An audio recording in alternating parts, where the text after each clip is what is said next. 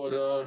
So I'm just going right. The T. Marisho Community College, Madam President, and the issue of this free. I'm not sure what is free, but I don't know why we don't just call it a scholarship to students attending the schools, because actually it's a scholarship that is being provided under this what we call tuition.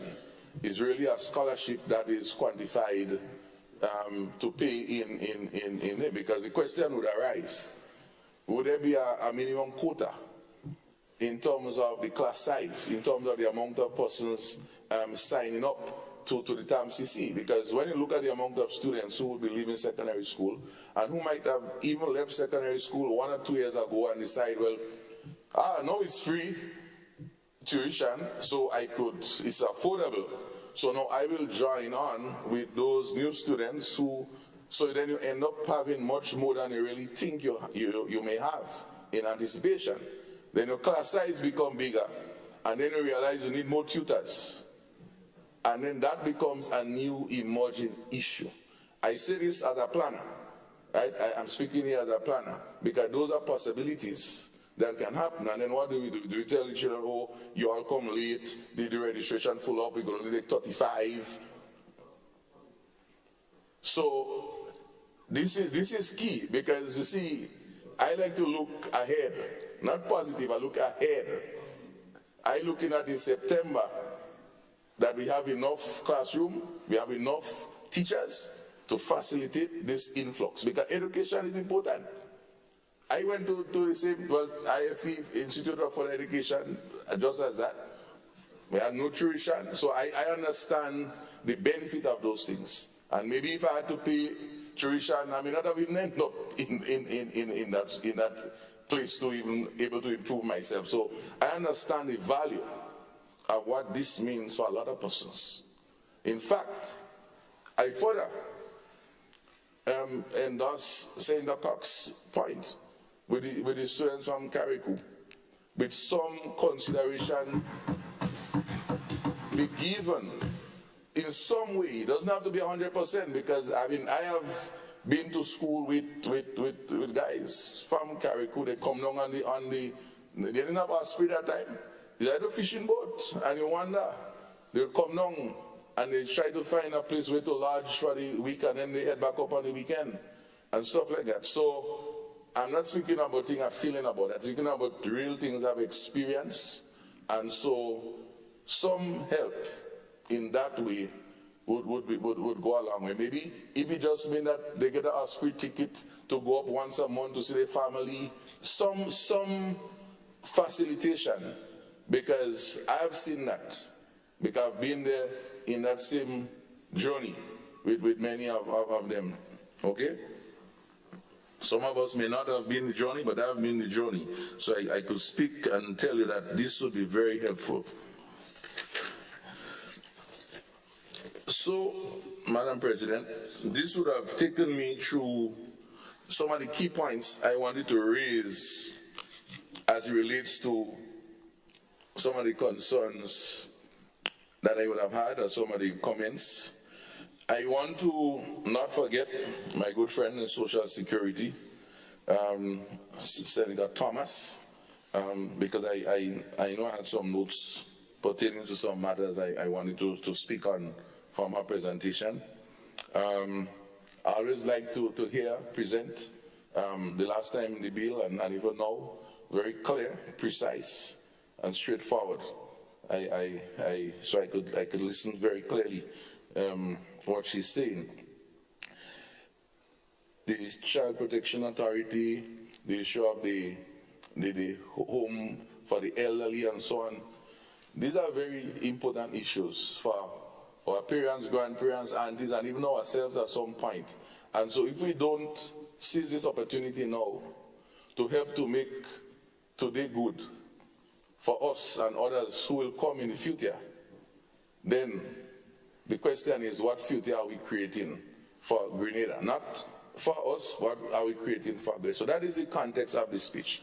So when I hear that we need to get, I think, some $5 more million to do with housing and all of these things, my question went, because of the demand, is how much really of this $9 million that was originally budgeted was spent to date, approximate, such that this other $5 million can really accelerate quickly, because there's an important need, such that we can be able to achieve that goal. I support that fully, that the housing stock facilitation is important, and the fact that there's a need, we have to support it. The next question I also had to do with the whole issue of the recertification as it relates to the SEED program. And I understand all the context, the procedure, recertification, those are standard operations in any project, any activity. The question though is, after we finish the recertification this year, what happens next year? What happens the next 2 years? Is recertification an annual process? Is it a biannual process? Is it every 3 years? Such that you can able to budget. And the question is, do you have enough staffing?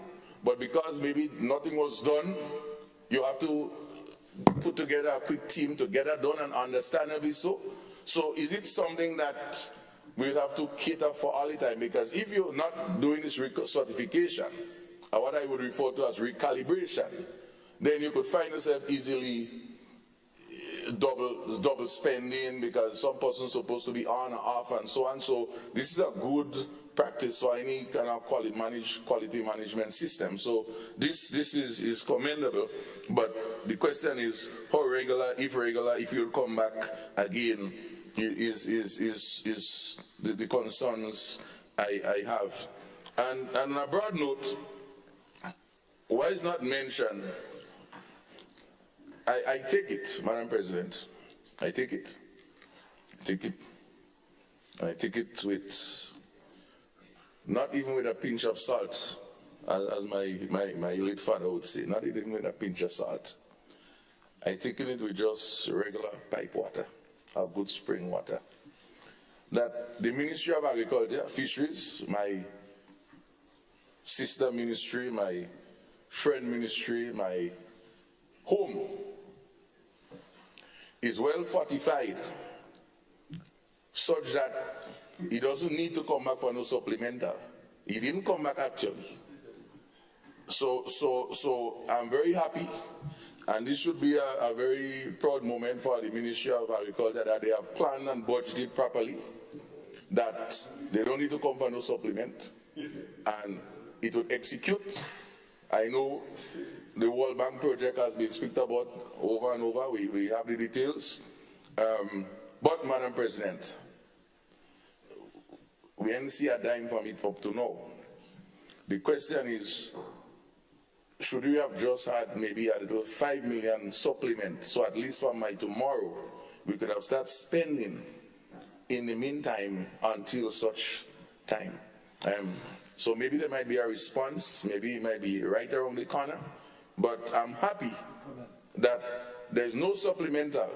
It means that the Ministry of Agriculture had it all in order, and we look forward to see the next 4 months how this money start rolling out, because we ain't get nothing yet. Yeah. So yeah. We don't get that cent yet.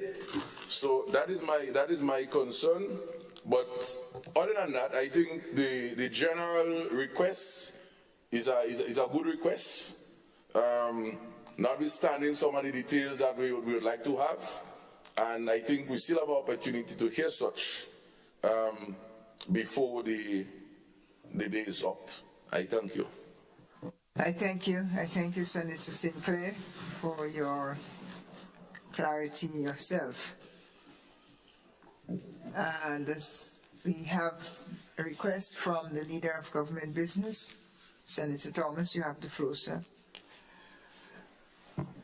Thank you very much, Madam President. And first of all, let me say a heartfelt thank you to the presentations that was made by both sides of the House. I thank you very much for all the good advice that was given, well noted, and definitely we'll definitely make maximum use of them wherever possible. But before I take my seat, Madam President, I want to make a comment on the whole question of this administration ability to solving the people's problem in a very amicable way. And case in point is the Kawana Bay initiative, the CIB project that was going back and forth with the former administration. Today we are quite pleased and happy to almost complete that negotiation, and the state will be taking the responsibility to take this very important project there onwards. But I think we still owe Mr. Newfield an apology for the way the matter was handled previously. Madam President, I think the onus is on the state of Grenada to humbly apologize, and also to the people of Grenada, to how the former administration really handled the matter and caused Grenada to be in this unnecessary dispute. Madam President, I just want to share a few comments on some of the issues that was raised. The question of Tom CC, I want to let this other side of the House know that this administration, we have done our studies. We are quite convinced that education is top priority, and we'll be going forward with it. The whole question of people having access to Tom CC and NULO is an initiative that are going to further enhance. Those are initiatives that are going to further enhance the whole question of training our people technically. We are embarking on a serious skill training program, and we anticipate that there will be an increase in the number of people responding to that. Because we know for a fact there are a lot of people in Grenada who are certified from an academic point of view, and they don't have the necessary skill, and so it is difficult for them to find employment. Madam President, Tom CC and NULO will answer some of these problems, and we are prepared for when the influx comes. Madam President, I know in the other place the issue of the 50th anniversary Jubilee celebration was a big issue. I think everybody supports the whole question of the Jubilee celebration. I'm happy that the other side here is demonstrating that also. Madam President, but I did not hesitate to make the point. We are not perfect, but the norm is, for the last 50 years, we have been having one-day celebrations. And many governments would not have been talking about independence so early as we are talking about it now. As a matter of fact, our administration, we are quite aware in terms of what many of us may have in our minds to do. But this is not about this administration. It's not about this political party. It is about the people in Grenada, Carriacou, and Petite Martinique, and those in the diaspora. And therefore, when we start to talk about independence, and the information start to flow, and people start to call, and people start to make requests and suggestions, we thought it was necessary to take our time and put a professional committee together to work on this thing. Madam President, I made the point very clear that yes, the detailed plan would have been nice to have here, but we didn't have it. And therefore, this would not cause us not to budget for an event that's going to occur from September 2023 to December 2024. Nothing wrong in rolling over any excess, Madam President, but accept the fact that for the next 4 months, a lot of planning, a lot of money will be spending to make sure that the Jubilee celebration 2024, 50 years of independence, a resounding success. So rest assured, accountability will be taken care of. The issue of GIDC, I think it's a question that was raised, but let me see the increase in subvention, if that is a concern. The GIDC is a very critical institution in terms of moving forward. They play a critical role. And with the new transformation agenda, in terms of what we want to do for Grenada, the GIDC definitely will be a critical stakeholder in terms of going forward. And therefore, the workload will be heavier, and the need to increase the subvention is more than valid, Madam President. So I can see on the faces of many of us that we really and truly want to, I mean, we have been going for a long while. It's almost 2 o'clock. And I wish we could wrap up, so I'll stop here, and I call on my colleagues to really support the Supplemental Budget Appropriation Act for 2023, and I will stop here and beg for your support. Thank you very much. I thank the Leader of Government Business for his summation, and we put it to the vote. We put the motion to the vote. Whereas it was necessary to provide for the services of the State of Grenada for the year 2023 by means of a Supplementary Appropriations Act, be it resolved that the Supplementary Appropriations Act 2023 for the period 1st January to 31st December 2023 be approved. All those in favor of the motion, say aye. Aye. All those opposed, say nay. The ayes have it. I think the ayes have it. Thank you. Item 15, bills. Leader of Government Business, Leader of Government Business, Senator Adrian Thomas. Madam President, I beg to introduce the first reading of the bill for an act shortly entitled the Supplementary Appropriation Act 2023. The bill which seeks to make provision for the appropriation of an additional sum of $148,990,234 Eastern Caribbean currency to service the State of Grenada for the fiscal year 1st January to 31st December 2023, shortly entitled Supplementary Appropriation Bill 2023.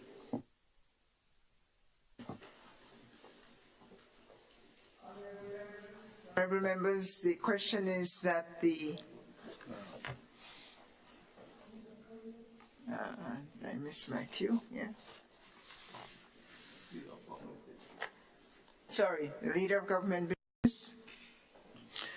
Madam President, I beg to move that the relevant standing orders of the Senate be suspended to enable the bill to be taken through all its stages at this sitting. Thank you. Honourable members, the question is that the relevant standing orders of the Senate be suspended to enable the bill to be taken through all its stages at this sitting. All those who are of that opinion say aye. All those opposed say nay. The ayes have it. I believe the ayes have it. Leader of Government Business. Madam President, I beg to move that the second reading of the bill be taken. I have the Speaker's certificate to proceed with the bill. Oh, sorry. Honourable members, with the Speaker's certificate in hand, the bill is placed before you, and therefore the question proposed is that the bill be read a second time.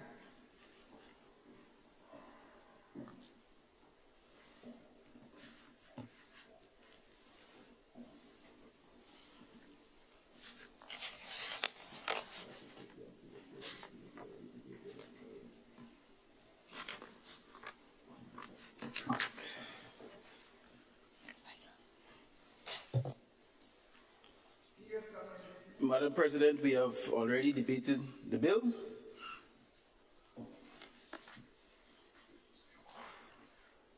So we go to the second reading, to the vote, sorry.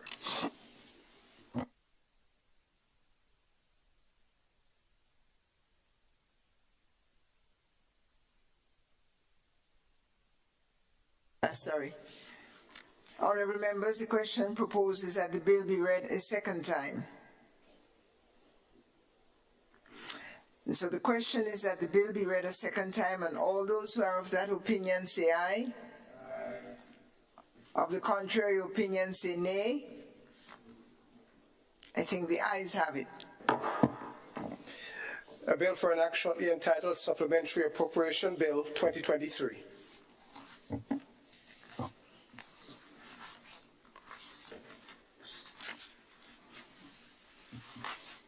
Leader of Government Business. Madam President, I beg to move this, that the Senate resolve itself into a committee of the whole Senate to consider the bill clause by clause.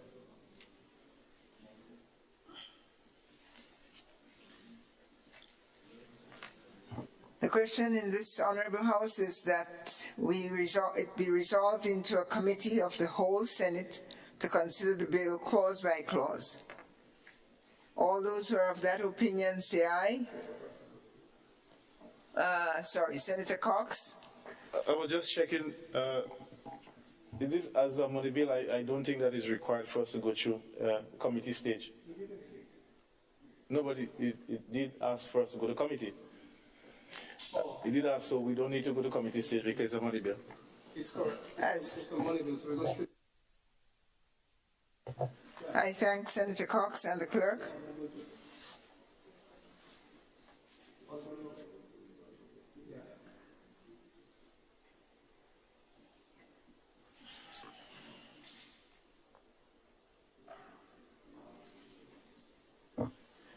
Madam President, I beg to move that the third reading of the bill be taken.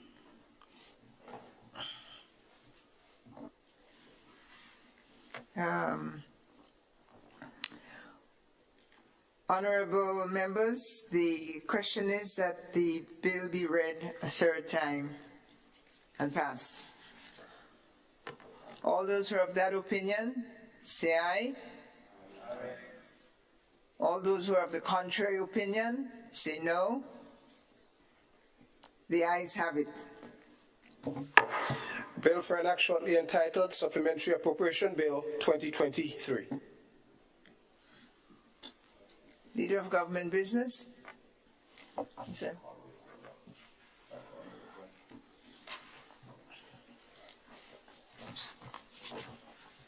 Senator Andrews. Thank you, Madam President. Madam President, I beg to introduce for the first reading a bill for an act shortly entitled Bank Holiday Amendment Act 2023. A bill which seeks to amend the schedule to the Bank Holidays Act, Cap 25, the Principal Act, to provide for the Tuesday following the second Monday in August to be observed as a bank holiday in Grenada, shortly entitled Bank Holidays Amendment Bill 2023.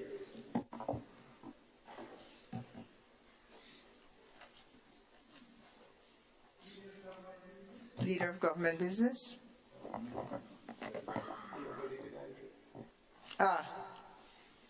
Can't see. Senator David Andrew, you have the floor, sir. Madam President, I beg to move that the relevant standing orders of the Senate be adjusted to enable the bill to be taken through all its stages at this sitting.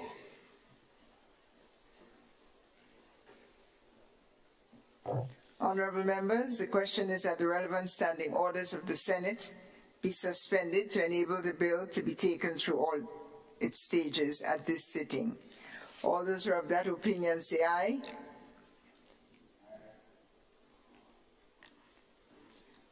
All those who are of that opinion say aye. All those who are of the contrary opinion say no. The ayes have it. Indeed, the ayes have it. Minister Andrews. Madam President, I beg to move that the second reading of the bill be facilitated. Honorable members, the question proposed is that the bill be read a second time.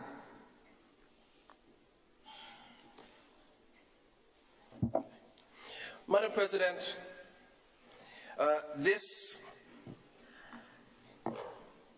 bank holiday amendment that we seek to propose, Bill 2023, seeks to amend the Bank Holiday Act, Chapter 25, I beg your pardon. The Act declares that the second Monday in August from noon the following day, which is the Tuesday, as bank holidays, to be known as Carnival August celebrations. Every year, pursuant to Section 7 of the Act, a proclamation is made by the Governor General to also declare the morning period of the Tuesday as a holiday. The Bank Holiday Amendment Bill 2023, therefore, seeks to amend the Principal Act to make the Tuesday, the entire day, following the second Monday in August, a bank holiday, so that the yearly proclamation as executed by the Governor General will no longer be required. And it is in this spirit that we make the recommendation that this bill be passed.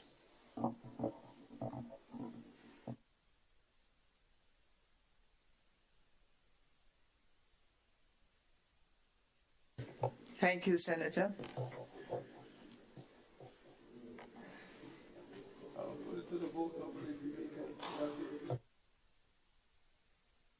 I have a question. Thank you, Madam President. It's just I'm trying to get some clarity in terms of what obtains with Carriacou, because I know Carriacou has Carnival. I'm not too sure if it's half day on the same Monday or if Tuesday. I'm not too sure what is happening there.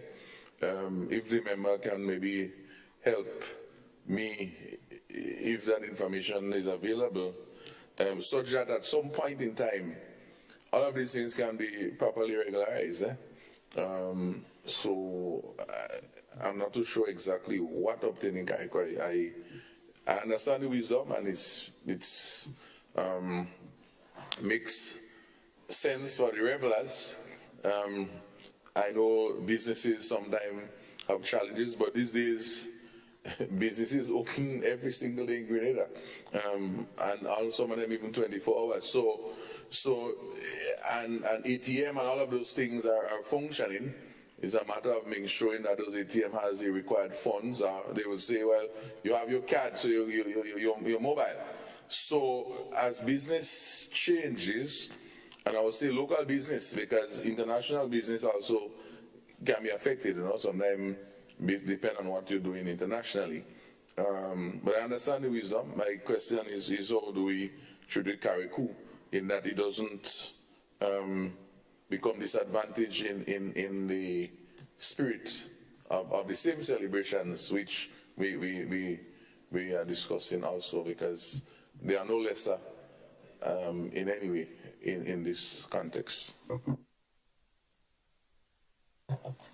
Thank you, Senator Sinclair. I understand that Carriacou is part of the state of Grenada, but I would allow the experts and proponents of Carriacou to reply. Madam President, is that Carriacou has a carnival in February, yeah? So I'm not even speaking about the August thing.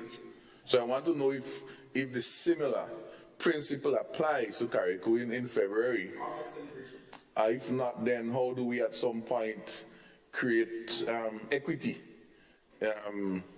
in that sort of equity? We are Grenadians. It's one passport we all have, eh?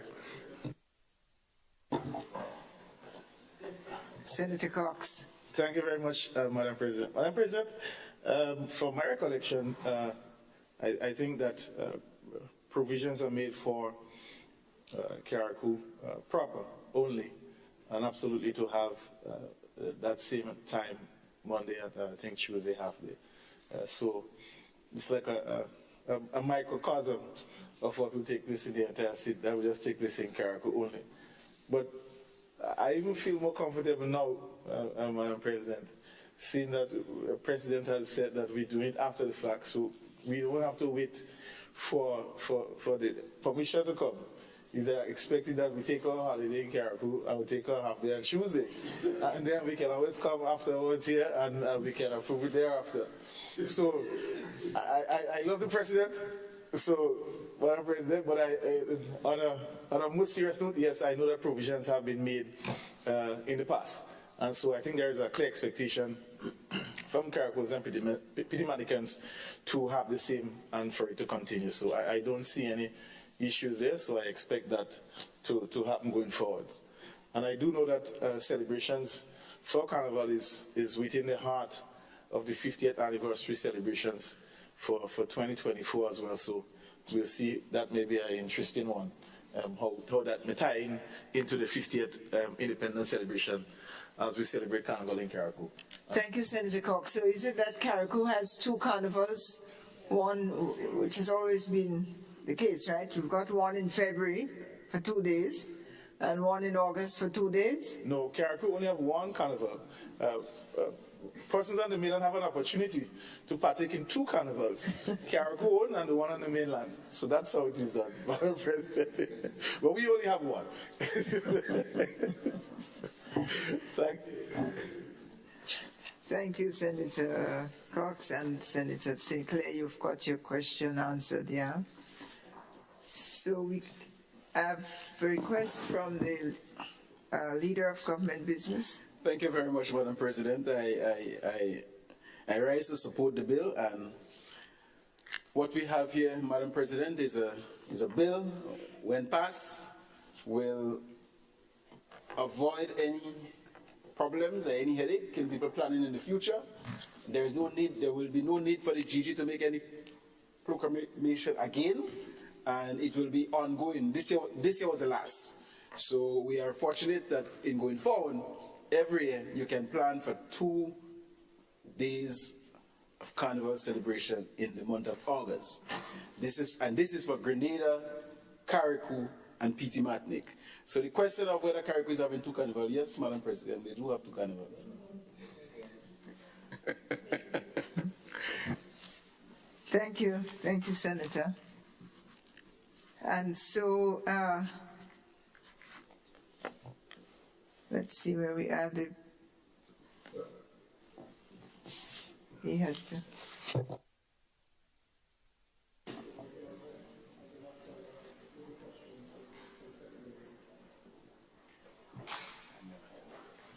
Senator Andrews. Thank you, Madam President. Indeed, let me thank my colleagues on the other side for the brief but spirited debate towards this bank holiday amendment bill. I think in spirit we all agree that this is something that needs to happen. And Honorable Cox, it's not that we do it after the fact. In fact, we did have the Governor General proclaim for this year's celebration, but we are ensuring that going forward, we don't have to have such a repetitive action for such a permanent activity across our cultural landscape. So hence we are coming ahead of time to make sure that this doesn't have to repeat itself over time. But nonetheless, we thank you. We thank you all very, very much for your contribution and support to this motion. And I pass to the... Yes, and Madam President, I beg to move that the second reading of the bill be taken. Thanks. Thank you. Thank you, Senator. Honourable members, the question proposed is that the bill be read a second time.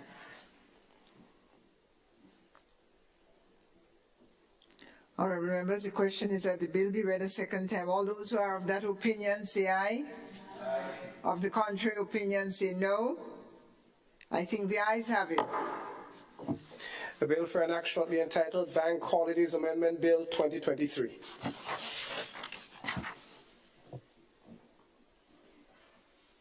Honourable Minister. Thank you, Madam President.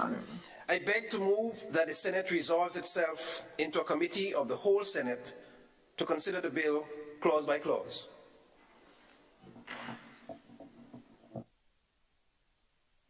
The question is that this Honourable House resolves itself into a committee of the whole Senate to consider the bill clause by clause. All those who are of that opinion say aye. Of the contrary opinion, say no. The ayes have it. Senate goes to committee.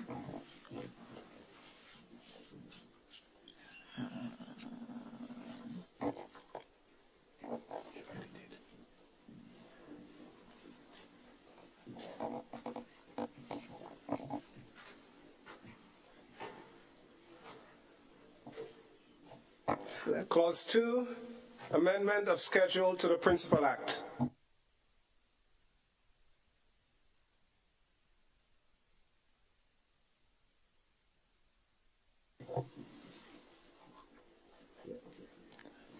All those who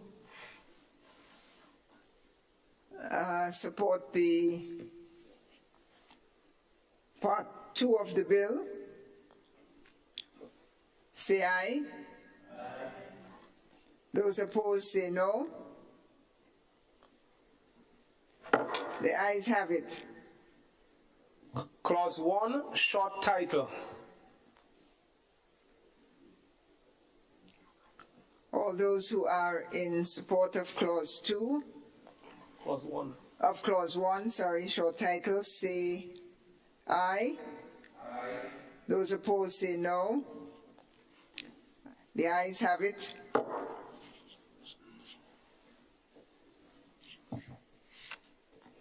Minister Andrew. Madam Chair, I beg to move that the Senate resumes and the Chair of Committee reports progress on the bill. Honourable members, the question is that the Senate resumes and that the Chair of the committee report progress on the bill. As many as are of the opinion say aye. Of the contrary say no. I think the ayes have it. Honourable Senate resumes.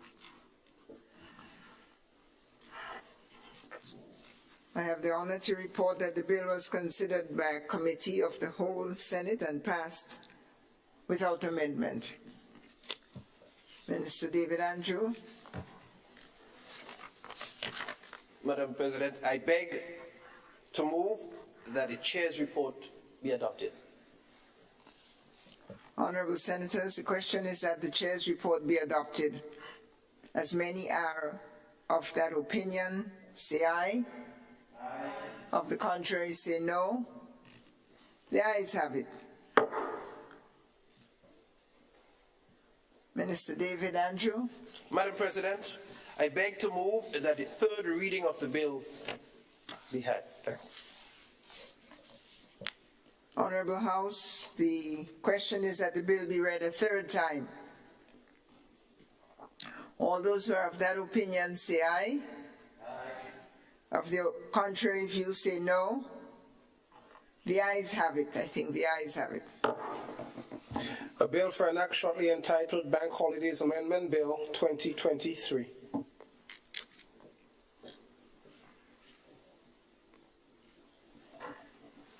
Item 16, public business.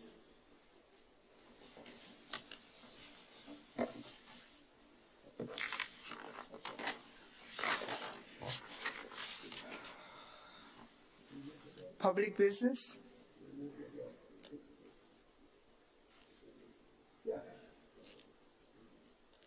Well, not really removed, but not public business, Madam President. We have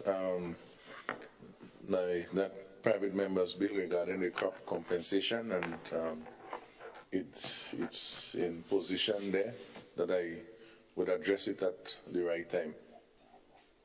So I'm not going to address it today. Senator, you were inaudible. Please repeat yourself in an audible. Sorry. Yeah, I'm saying that maybe I'm a little bit hungry. I'm saying that pertaining to the private members' bill on crop compensation, which we have had on the paper a while now, I said this matter into the second reading, I would forego that in this sitting, and I would re-look it at the appropriate time for the records. Thank you. Thank you, Senator, for the withdrawal and the commitment to revisit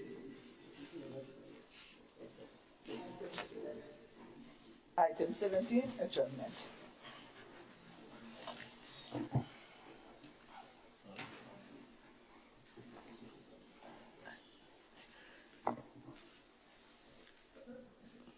Madam President, I beg to move the motion that this House be Hold adjourned. on, please. Thank you. Sorry, Senator Cox has his light on.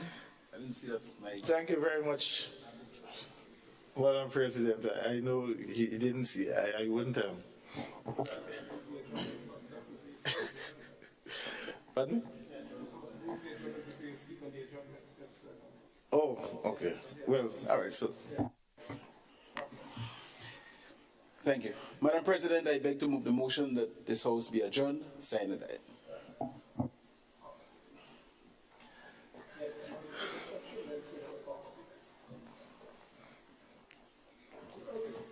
Thank you very much, Madam President. Madam President, I stand with to speak on a matter that it's really unfortunate that I have to speak of this as a Caracoan and what we been seeing taking place on the island of Carriacou as regards to some of the policies of the transformational agenda. And it speaks to the whole issue of the severing of workers, taking away people's livelihoods. And most recent one that I have to speak about, which also create a significant discomfort throughout the length and breadth of Carriacou a couple of days ago, when we were informed that a senior coach in the Ministry of Carriacou and Diplomatic Affairs services were terminated. And not just a senior coach, Madam President, but what is most unexplainable is that this coach has a certification, 3-star certification, the highest certification from the International Boxing Association. And he is the only coach in Grenada, in the state of Grenada, with that certification, who have served in that position for a number of years, who have been coaching since 2000, who is a former national boxer for this country, representing this country. And it pains me to speak about this. I don't understand, why is it that in this day and age that persons are treating that way because of a perceived particular political preference. And I speak of this before, and the question is, when will it end? Is this something that we want to perpetuate going forward, that every time we have the reins of power, that we do this to people who have been making significant contribution to the development of young people in this country? And it's something that I personally will speak more about going forward, and it's something that I detest, and I just had to raise this here today, Madam President. I don't think that this is right, and I don't think that is what I want to see or think about my home island. I don't think that is what we want to be remembered about or remembered by. And it's something that is very, very, very disturbing and unsettling for me. So I just want to raise this, but I'll speak more about this going forward. I could say more, but I will deal with it going forward at a different forum. Madam President, I want to touch on another issue, and my colleague, Senator Andrew, he was speaking about the whole issue of the curriculum and the whole issue of LGBTQ, G2, whatever it is. I can't pronounce it properly. And there were comments made about malicious intent.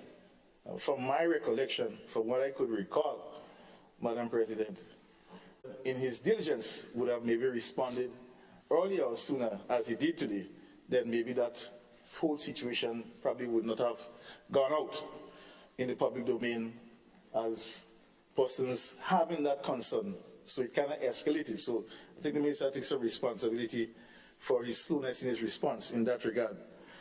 So I just wanted to raise that for what it's worth. But I want to close on a more happier note.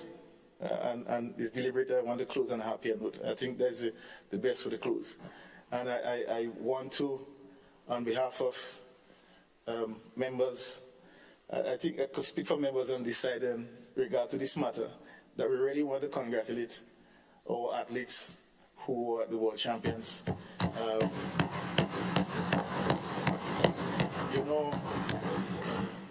Kirani James, he is a special individual. And I think if we want to talk about Grenada, I think every time he would be an ideal example for us to use in terms of who we want to be and continue to be as a people. And he must be commended for time and time again going to the top of his game despite his health challenges. And I think it's a real inspirational journey that he has really put for us as Grenadians, especially our young people. And I think an opportunity for him to speak about his life, and maybe he might put that in a book or something, writing going forward, can be part of our history, as spoken of earlier and by the Minister for Education. So I really want to commend him, while he didn't give us a medal this time, but just him being there gave us the hope that we can win. I think that is what is most important. Lyndon Victor, who is a dear friend of mine, when last year when he flopped at the discus, and he said to me, when we spoke, he said, man, I don't know what happened, but I just realized if I just throw this discus, I am going to be the world champ. And that just knowing that he has it right in the palm of his hand, he threw 3-4 throws, and he was really devastated. And to see him come back this year and medal, I think that is a testament for who he is. And I must commend him. Our javelin world champion didn't do so well this time, but we know that he is a strong soldier. For a small man, he really kicked a powerful punch with a javelin. So we expect to see great things from Anderson going forward, and we wish all of them all the best. And so I just wanted to close on this important note. So thank you very much.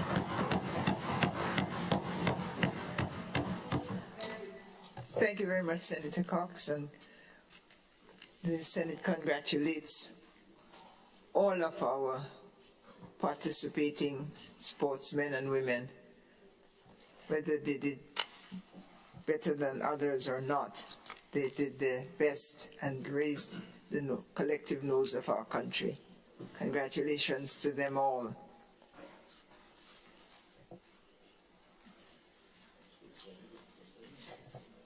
Before, we've got a question on the floor to adjourn. No. We come. Senator Sinclair. Yeah, I just go before Andre. Just two points. Thank you, Madam President.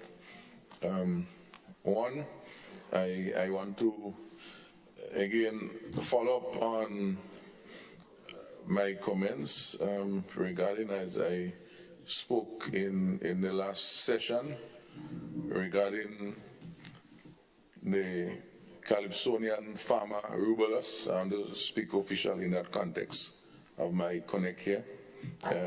I've spoken to his plea and his song regarding Pridi Alasini and from a true story. We speak about that last session, and of course I haven't get to meet him personally, but I've spoken to him on the phone. We have had a discussion and wish him well before all those real competition part. And of course, I want to give him my congratulations for where I sit, and for what they have done on behalf of not only our farmers, but a lot of persons who are crying out from this very serious issue. It shows that, again, once you are convinced about what you want to do, and you do it in a truthful and honest way, in a genuine way, that good will always come out of it. And what he has done for us in the agriculture sector is join the voice. And as some persons say, they trust that the Ministry of Agriculture may even partner with him and have some sort of jingle or something out of his song to advance the cause. Because having to tie as a road match, again, farmers can be by themselves. You have to tie, you can't come first still. You tie. You know, but at the same time, congratulations to his partner winner in the road match. But it shows that the nation, because that's the feel, Carnival and Calypso is where the whole issues of the community comes. You know, we are used to this political songs and these party songs in certain way, but here we took a serious issue and a social issue. You know, it's a different style of social commentary. I'm not part of the art form, but my good friend on the other side, Labour Minister of Leader of Government Business, that is his thing. So you know, it's like a cultural commentary, right? And so it shows us though the creativity in us, and just as how he sang, he could have thousands of Grenadians, thousands of farmers join in, and I'm sure they would have jumped and chipped to his song up to today. I see the song going international because the issues raised are no different in any part of the world. Pretty loss is a big issue, not only in Grenada, and we all know that. And of course, when I go into Africa, wherever it is, I trust he might even consider doing different versions and languages, because he, and maybe that's the only song I ever sing about Peter Lassini, whilst all of us only talking, he put it in songs. You know, and we have to really commend him for that, taking a true life story and do that. I want to connect with that at the same time to show that the agriculture and even this issue of the Peter Lassini, if you listen some of the top songs, the Kelly Rootsman, his song was about agriculture. Again, the two of them, in one figuratively and one he had other issues speaking about that.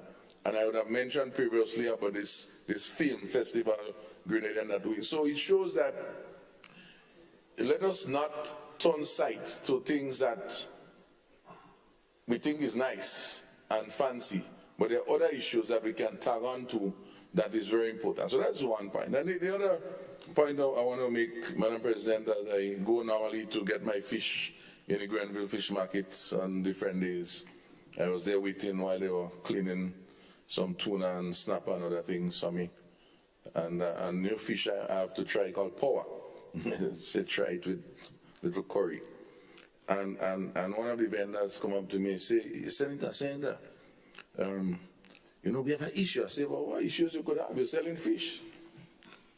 She said, no, the big fish machine, the big ice machine.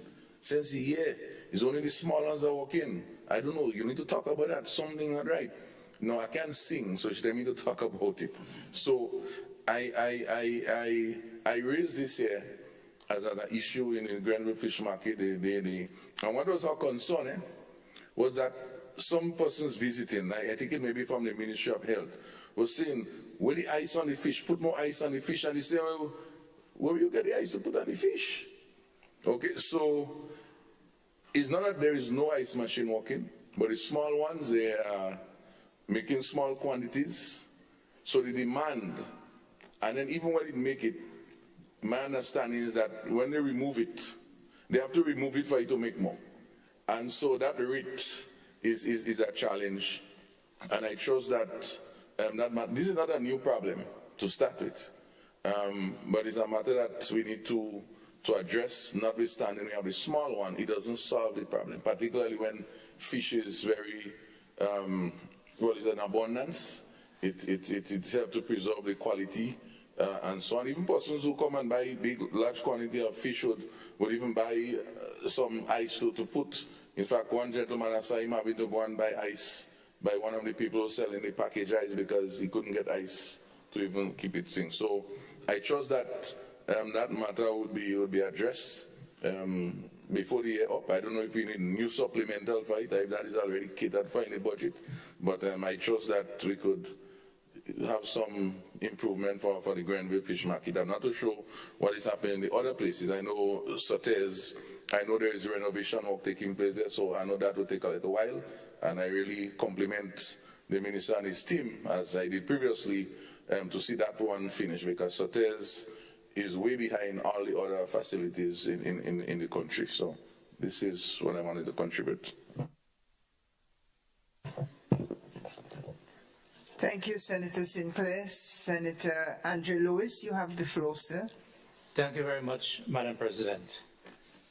May I just, I know Senator Cox addressed the matter, but just to put on record, in terms of solidarity, that the Public Workers Union did reach out to us, expressing their deep concern over the termination of the coach, Sebastian Steele, and not just because he's a coach, but also the manner in which it has been done. It also have wider implications, given the role that he has played in the Ministry of Sports and as a leading figure in terms of bringing people together, sporting population together, especially in boxing. And they continue to express the concern that Carriacou, the manner in which industrial relation matters are handled in Carriacou, the termination of people is deep cause for concern. And as we head into the 50th anniversary celebrations and we seek to do things in a different manner, we are still appealing again to the current administration to have these matters urgently reviewed, to bring justice to all of the workers, and in particular I'm singling out, now it will be the 4 people in particular in Carriacou, there's 3 sisters, and now Sebastian Steele. I know Senator Cox have addressed the issue of our athletes, but I want to tag on something here. Not our athletes. I want to make a special plea for recognition, further recognition in a practical way for our coaches. Yes, for our coaches. I'm aware that a number of our coaches travel and have difficulties in traveling in terms of their travel documents. Right? Our athletes cannot perform at those levels without the high commitment and contribution of the coaches, and therefore we need to look out for them. On the question of the fact that Senator Joseph gave some specific about the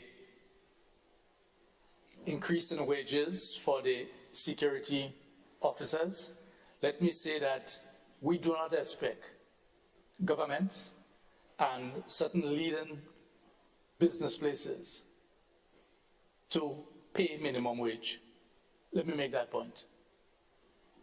In other words, minimum wage is designed, or living wage is designed for companies to ensure that, especially the smaller entities and individuals, to not pay below a particular amount so that workers can enjoy what we call the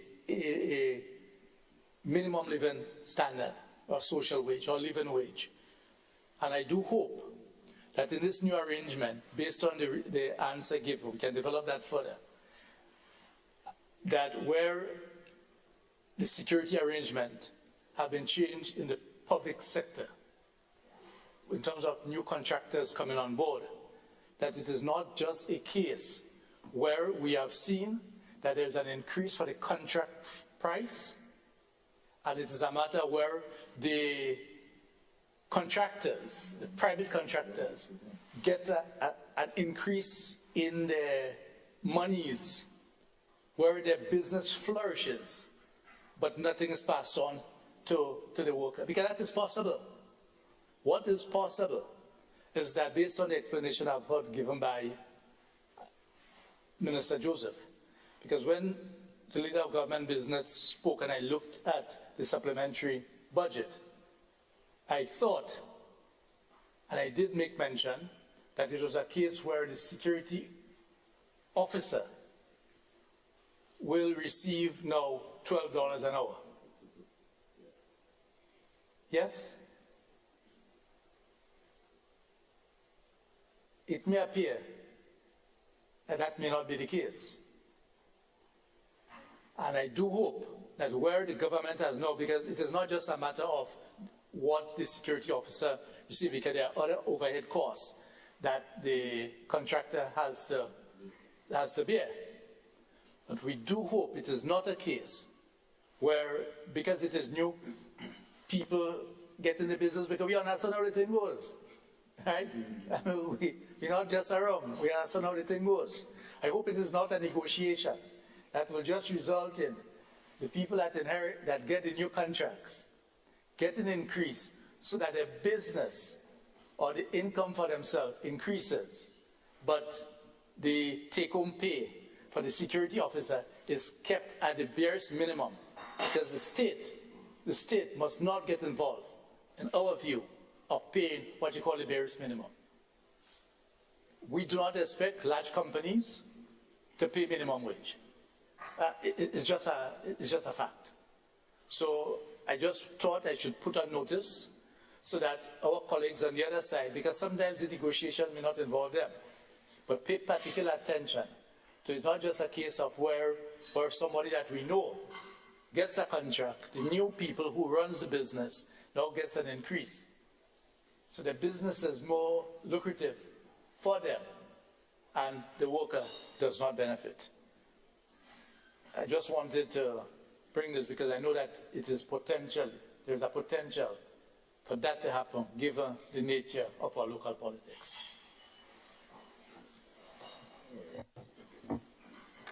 Thank you, Senator Andre Lewis. And we pass the floor to Senator Claudette Joseph. Thank you, Madam President. Just to make a brief statement on the issue of the security contracts by government. We appreciate quite clearly that the minimum wage is just that, the minimum. The amount below which it will be unlawful to pay workers. But individual entities are encouraged to pay give decent pay for decent work, and not just the minimum because it's the minimum wage. As I said before, the government does not hire individuals, and I am not aware also that the government dictates to the contractors what payment must be made to its employees. The law will apply equally to them in that they must not pay below the minimum. And if government flags a certain amount in a contract, perhaps there's an expectation that it will be passed on to the worker. But we don't dictate what companies pay their employees. Minimum wages apply across the board to everyone. And just to join in congratulating our athletes who recently participated in the World Championship, and there was one lady, Senator Cox, Haley, I forgot her Hazard, right. Haley Hazard also participated, the lone female. We congratulate and emulate all of them. Thank you. Thank you, Senator Joseph. It was remiss of me not to mention that Senator Rahman sent in his apology. He's traveling on family duties out of the state of Grenada. So, ladies and gentlemen, colleagues, senators, with this, it appears that we have come to the end of the first session of the 11th Parliament. I say appears because Senate isn't yet prorogued, but by the calendar year, we're coming close to that time, and there may be other moments, other reasons to convene again, but I think we're just about at the end or close to the end of this first session of the 11th Parliament, and so I wanted to, on your behalf and mine, to thank God for his mercies and guidance that has seen us through what we must consider to have been a successful year. I particularly want to thank all of you for your patience, your diligence, your contributions, and I'm happy to see the shift across the aisles as the year progressed, the shift in common agenda. For now, we certainly could say that we've undertaken what we came here to do, which is to be a good partner in legislating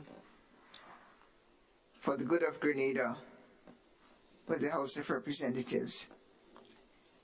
If my figures are correct, the Senate met 10 times, or 10, with 6 regular sittings, 3 days for the budget debate and the ceremonial state opening included.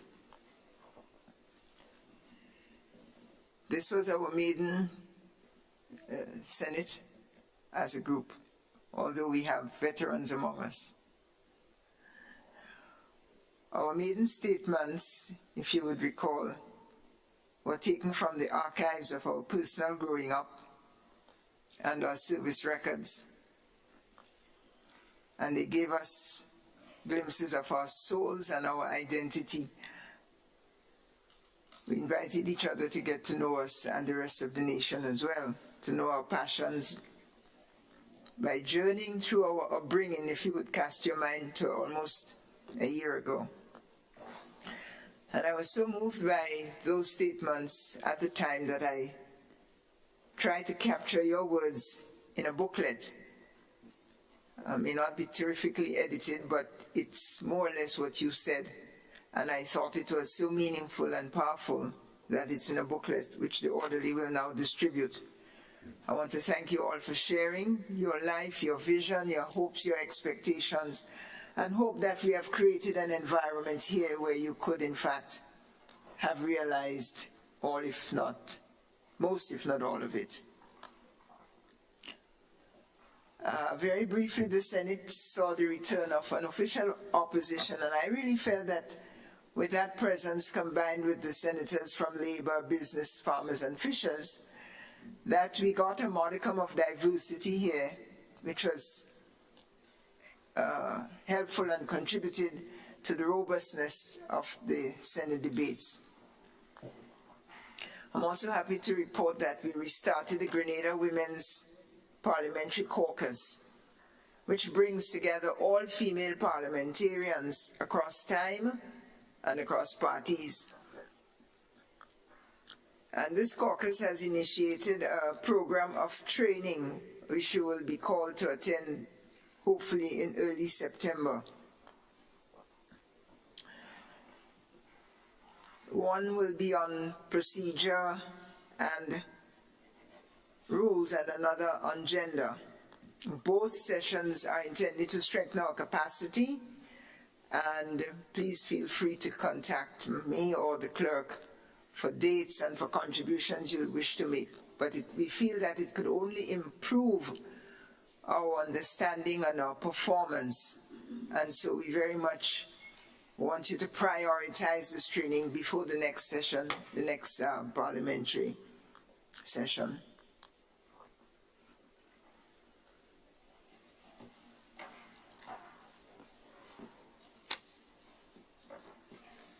Colleagues, we have done quite a bit, and I think there's quite a bit we did not do. Before we return, at the behest of the Speaker of the House of Representatives, all of us parliamentarians are invited to visit schools and have conversations with schools on the 25th of September to talk to school children and teachers, and I hope that we are able to do so and bring back to the Senate what we've been told. So I think we've had a long and interesting, fruitful journey. We've certainly gotten a glimpse of the direction of travel of the new administration. We want to thank and congratulate them for their accommodations here. 30-day rule standing. And to say that, you know, this morning, for example, we could see the commonality in the way people felt about health, the way they felt about independence, the way we feel about sports, even the Prager larceny, recognition of coaches. There's so many common ground agenda items that it makes the year worthwhile that we are pushing in the common direction. And I would close by saying that we have one common label in addition to senator. The common label that has emerged this year is patriot. Each of you have expressed yourself, your vision, and your constituents' agenda as a patriot, for which I'm sure the country thanks you. And I certainly do, and wish us well as we continue our work of governance in the highest institution of Grenada.